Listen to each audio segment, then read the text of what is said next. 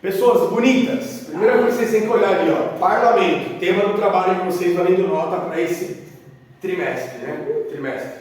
Bom, o parlamento inglês, ele é um, se não for o primeiro, é o primeiro.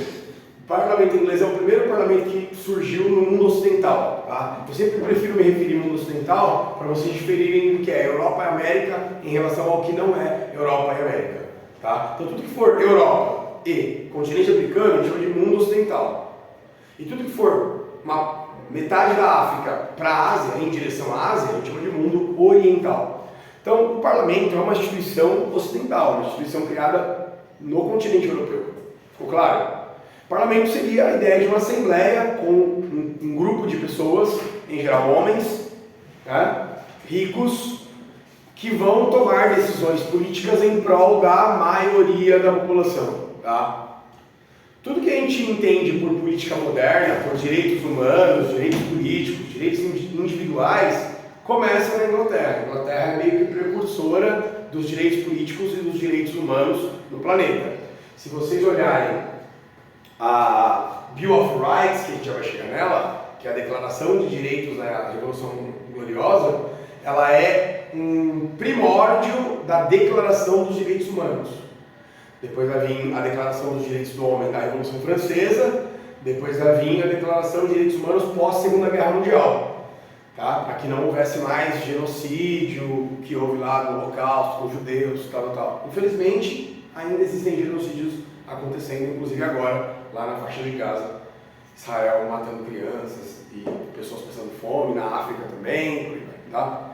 Bom, o parlamento inglês surgiu quando um cara chamado João Sem Terra tentou impor o poder absoluto na Inglaterra. O irmão dele tinha morrido nas cruzadas, o Ricardo Coração de Leão. E ao morrer João Sem Terra porque ele não tinha terra mesmo, ele era o segundo irmão, então ele não podia herdar feudo. O João Sem Terra tentou impor o absolutismo na Inglaterra e os lords, que são os nobres, e os comuns, que são os burgueses, não aceitaram e fizeram um documento chamado Magna Carta. Nesse documento eles vão dizer que nenhuma decisão do rei pode ser tomada sem o aval do parlamento, sem o aval da maioria da população, maioria rica da população. Ficou claro? Significa que o João Sem Terra não poderia aumentar impostos, convocar uma guerra, tomar qualquer decisão, sem que os membros do conselho, lordes e comuns, nobres e burgueses, aceitassem ou não o que o rei gostaria de fazer. Nesse momento é criado o parlamento inglês, tá? que nada mais é do que limitar o poder absoluto do rei. Dica: se você pegar todos os países da Europa que estão se tornando absolutistas nesse período, século XIII, XIV, XV e tal, o único país da Europa Ocidental que limita o poder do rei de verdade é a Inglaterra. Vocês vão perceber que em Portugal o rei tem muito poder, na Espanha o rei tem muito poder, na França, nem se fala, Luís XIV, o rei Sol, l'estati soi, o Estado sou eu. Se você pegar na França, os Romanov, Ivan IV, muito poder. Então a Europa inteira, o absolutismo ele se consolida muito forte. Na Inglaterra, os ingleses não toleram o poder absoluto dos reis. Eles têm essa tendência liberal de não aceitar um poder autoritário aos extremos. Ficou claro? Lembrando que absolutismo é ditadura, tá, gente? O que o rei manda tem que acontecer. Absolutismo nada mais é do que um regime ditatorial. O rei manda em tudo e o povo tem que aceitar o que o rei quer. Ficou claro para vocês? Tudo bem? Gente, o rei pode mandar prender, pode mandar soltar, pode mandar matar, pode aumentar o imposto, pode mudar o dinheiro. Tudo bem? Fala. Na Revolução Puritana, foi uma revolução armada ou uma revolução pacífica? A Revolução Puritana foi uma guerra civil sangrenta que matou pelo menos 200 mil pessoas. Bom, seguinte, beleza? O conselho, imagina que tem ali deputado, senador dos dias de hoje, tá? Limite do poder do rei. Aí, beleza, senta que lá vem a história, né? Isso aqui é revisão, não vou ficar enxugando muito gelo, mas a Inglaterra invade a França em 1350, mais ou menos. Lembrando que Inglaterra e França eram quase uma coisa só, são os mesmos povos que formaram esses territórios. E em 1300 em Guaraná com rolha, morre o rei da França, ele não deixa herdeiro, o rei da Inglaterra era primo dele, e aí o rei da Inglaterra se sente no direito de ocupar a França. Aí eles invadem a França e começa a Guerra dos 100 Anos, que na verdade durou 113 anos, todo mundo lembra disso, né? Aí, beleza, Joana d'Arc salvou o rolê, né? Joana d'Arc liderou umas tropas da França, a França estava perdendo a guerra, a França vira a guerra, vence e expulsa os ingleses de lá. A Guerra dos 100 Anos, apesar de ter destruído os dois países, tanto a França quanto a Inglaterra foram destruídas por essa guerra, ela serviu para consolidar o absolutismo dos dois países. Então, por que ajudou a consolidar? Porque numa guerra, os nobres conseguiram formar um exército, uniram o povo, e aí, ao criar o exército e unir o povo, formou o país.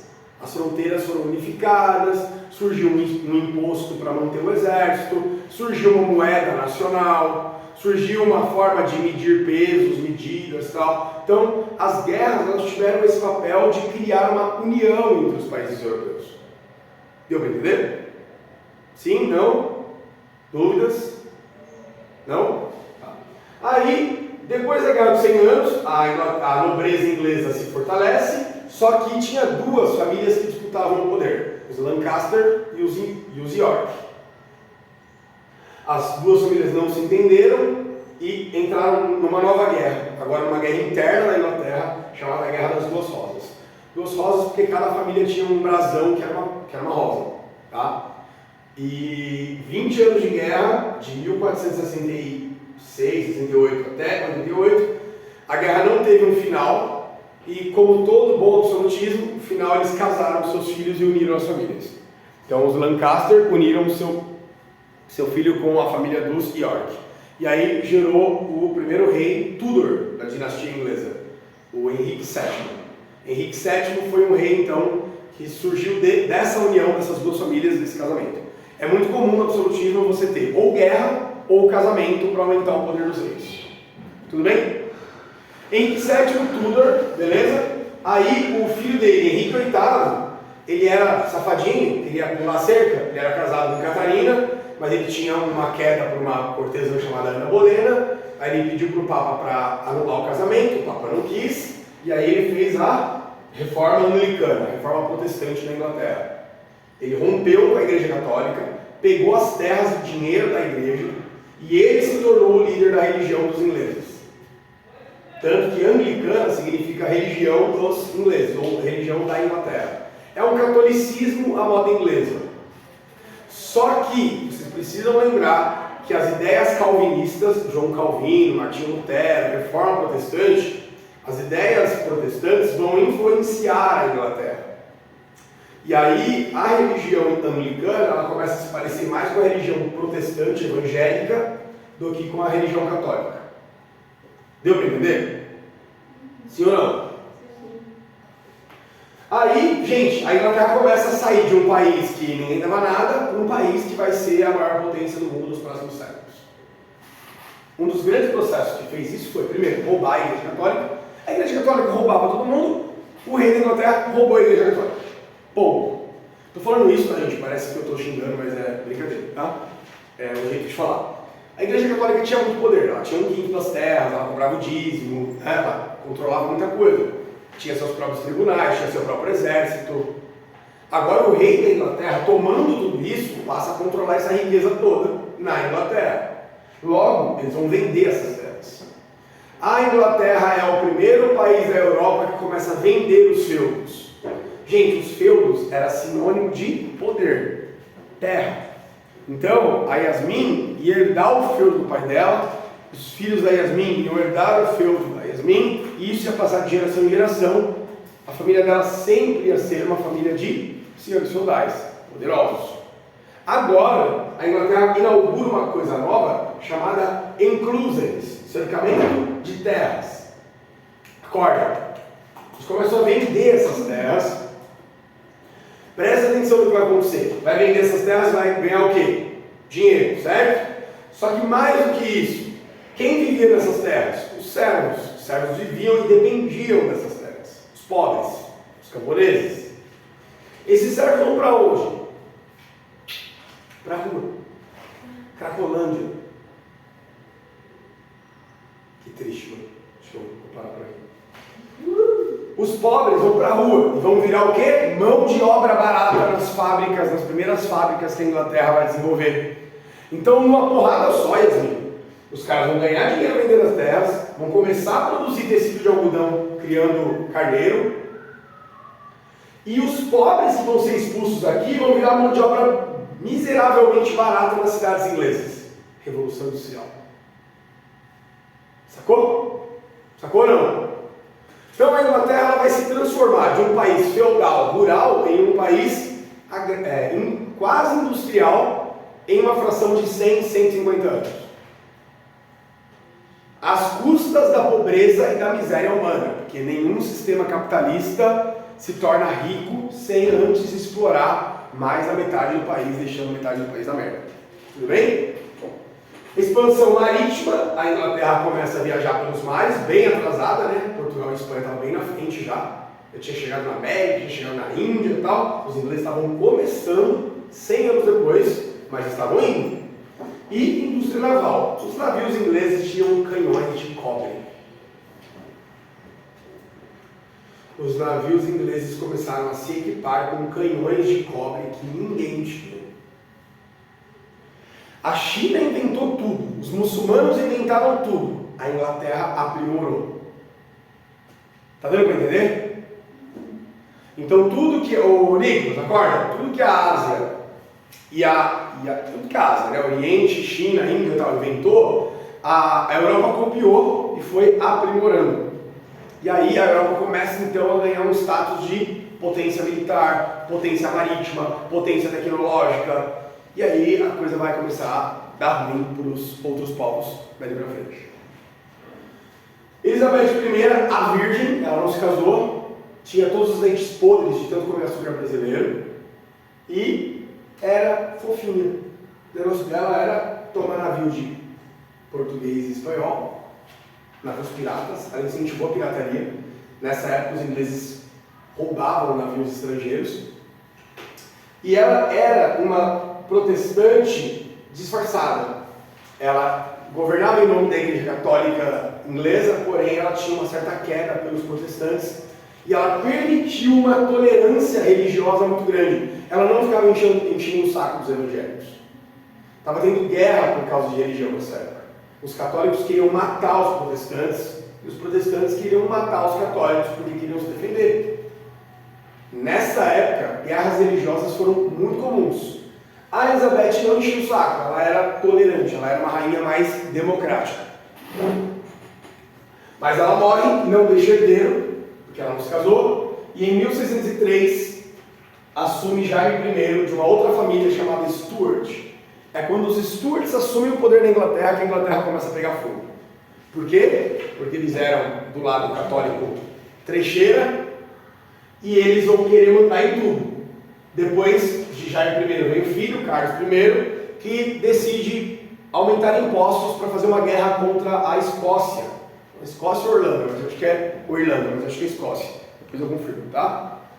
E essa guerra custaria dinheiro, então ele precisaria de impostos para montar um exército para fazer a guerra. O parlamento se recusa. O parlamento fala, não, a Inglaterra não está em crise, gastar dinheiro para fazer guerra. Não, quer fazer guerra, faz sozinho, se vira. O rei ficou putaço, obviamente, e ele mandou fechar o parlamento. Gente, o parlamento já existia há 400 anos. Ele mandou fechar o parlamento. Vocês vão ficar felizes se vocês fossem membros do parlamento? Pior, os parlamentares, os membros do parlamento eram, na maioria, puritanos, evangélicos. O rei representava os católicos. Além de querer aumentar imposto e mandar em tudo, o rei começou a perseguir os evangélicos. Então os puritanos eram perseguidos por causa da religião. Muitos tiveram que fugir da Inglaterra e foram para a América do Norte e deram origem aos Estados Unidos e ao Canadá.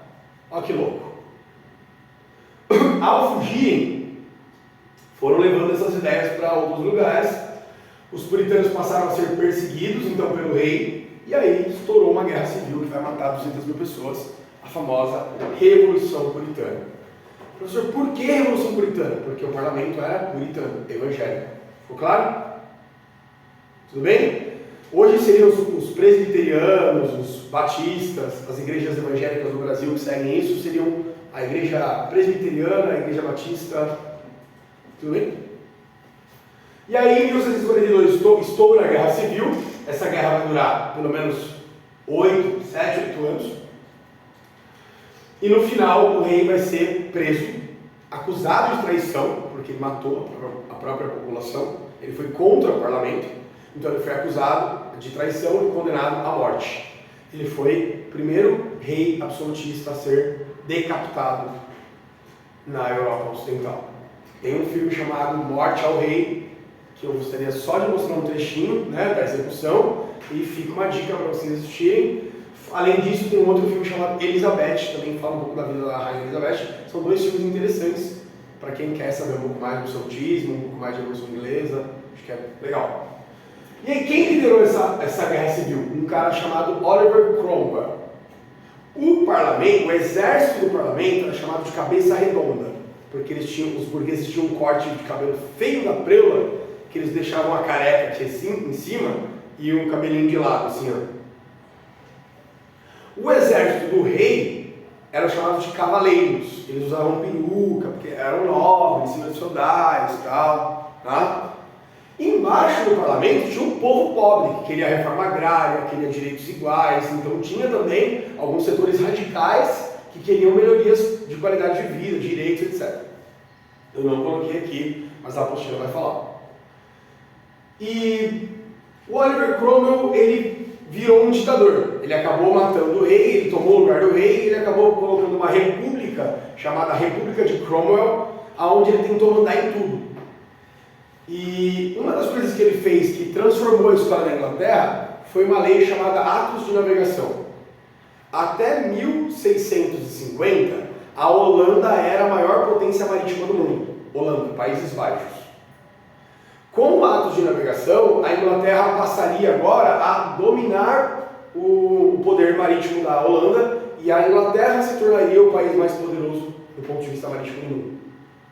A Inglaterra entra em guerra contra a Holanda, vence essa guerra. A Inglaterra começa a fabricar uma série de novos navios, embarcações, e ela alcança o status de maior potência marítima do planeta. Tudo bem?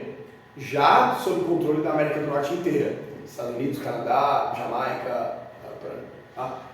Aí ele morre, o filho dele não consegue assumir o trono, não consegue assumir o poder. Ele tinha um filho que era meio que aliado dele, mas não deu muito certo. E o parlamento então decide devolver o poder para a família Stuart. Só que com uma condição: se a família Stuart não quisesse mandar em tudo.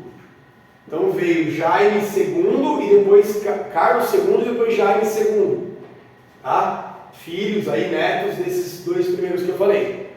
Veio Carlos II e depois Jaime II, essa restauração Stuart. Só que eles quiseram refazer o absolutismo, eles quiseram retomar o poder total da Inglaterra. E o parlamento não quis, não deixou. Foi quando o parlamento convidou um cara chamado Guilherme III, que era um rei dos Países Baixos, e aí o parlamento falou assim para o Guilherme, o Gabriel Jesus: ô Guilherme, é o seguinte, não está precisando de um rei aí, cara, mas é um rei figurativo. Reina, mas não governa. Acho que é um rei só para cima, só para ficar de figura. Você topa? Ele topou. Ao topar, ele se tornou o rei Guilherme III. Só que ele assinou a Constituição, que é chamada de Bill of Rights, ou Declaração de Direitos em português, aonde a Inglaterra passaria a ser uma monarquia parlamentar. Ou seja, quem tem o poder político na Inglaterra de fato é o parlamento e não o rei. O rei é só uma figura, é só um símbolo. Como foi Elizabeth II, como é o Charles III atual. Ele não tem poder. Ele pode até dar uma opinião, tá? Mas ele não manda na Inglaterra. Quem manda é o parlamento e o primeiro-ministro. Ficou claro? Gente, é isso. E essa revolução foi chamada de Revolução Gloriosa. E aí a pergunta é, por que gloriosa? Porque a burguesia chegou ao poder sem guerra. Não precisou morrer mais 200 mil pessoas para isso acontecer. Eles simplesmente fizeram um acordo e criaram uma Constituição que proibiu a censura, permitiu liberdade de imprensa, permitiu que as pessoas pudessem ser julgadas em tribunais autônomos e não concedidos pelo rei, e por aí vai. Por isso que a gente diz que isso aqui é a base dos direitos humanos e direitos políticos atuais. Tudo bem?